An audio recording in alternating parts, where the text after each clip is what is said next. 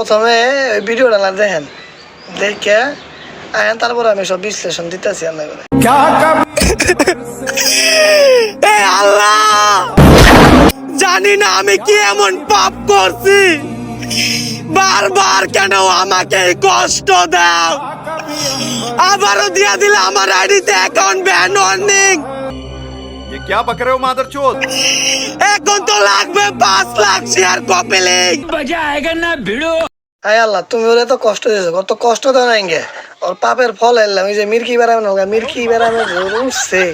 আর কিছু কোয়াইতাছি না আমি রমজান মাস, ওই যে ব্যবসাটা করতেছে ওর বউটা নিয়ে, হ্যাঁ রাস্তাঘাটে বন্ধে বাতারে জেনেই পা ঠেট মেরে দোয়া চা হেন তেন সঙ্গর সব তো দর্শক দেখতেই আছে না।